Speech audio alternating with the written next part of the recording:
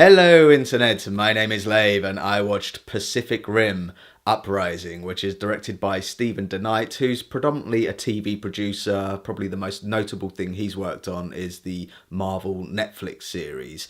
He's taken over some of the writing duties and the directorial reins from Guillermo del Toro, who directed the first Pacific Rim back in 2013. This one is set 10 years after that and follows Jake Pentecost, son of Idris Elba's character, who's trying to find his own way in a world being rebuilt from all of the devastation from the first film, when a new threat rises and he's recruited back to the Jaeger program to help fight the fight. So the first Pacific Rim movie is dumb fun. I view it as a more coherent version of a Transformers movie. I know it's got its super fans who I think put it on a pedestal and think it's better than it actually is, but then I know it's also got its haters who can't see it for what it is. It's a B movie disguised as a summer blockbuster. I'm right in the middle of all that. I think it's a bit of a guilty pleasure for me. And I wasn't surprised to see that the sequel is doing exactly the same thing. You've got a protagonist on a redemptive arc thrown back into a world full of generic, bland, underwritten, stereotypical supporting characters which fill in the gaps between what we've all paid to see, giant robots fighting against giant aliens. Now correct me if I'm wrong, and I'm sure a lot of you will in the comments section, but that's exactly what the first film did.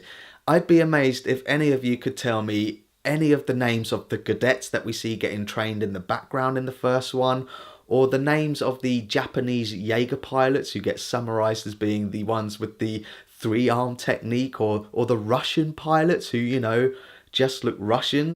I watched it last night and I can't tell you any of the names, so if you can, I'd be genuinely amazed. You're a super nerd. The one area where I feel this film does exceed the original is in its lead actor, Boyega, who is infinitely more charismatic than Charlie Hunnam, even though he's playing just a more sarcastic and vain version of Finn from Star Wars. Don't get cocky. What I find incredibly ironic is that his character arc is all about stepping out of his father's shadow, when alongside him you've got Scott Eastwood, who's arguably trying to do the same thing in real life. He's playing his Jaeger co-pilot. They've got a bit of history between each other. There's a bit of beef there.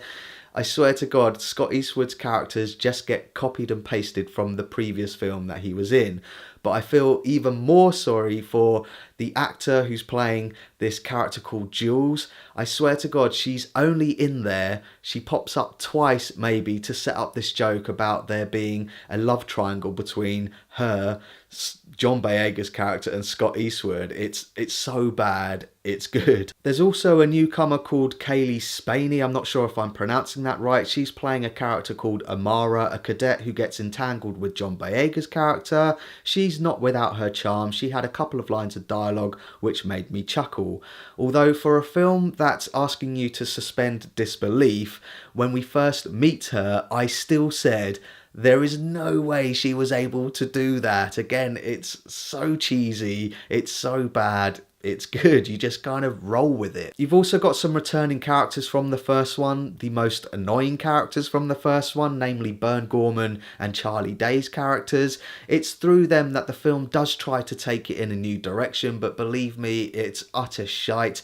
I'm not going to spoil anything here, but other than that, this film hits all of the same story beats as the first one. But the visual effects are top notch. I felt like it captured the same sense of scale as the first one. You get the added bonus of some Jaeger versus Jaeger action this time, plus the Jaeger versus Kaiju action, which we're all expecting. There's a recurring line of bigger being better, ha ha ha, wink wink, when nah, it's about the same. And then it just ends, and then it sets up a threequel.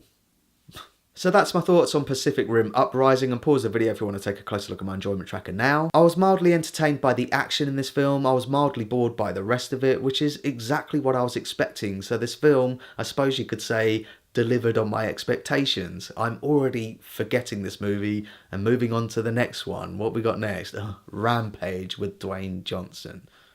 So thanks very much for watching my review of Pacific Rim Uprising. I really do appreciate it. If you can, give this video a like, and don't forget to share the Lave and cancel the apocalypse.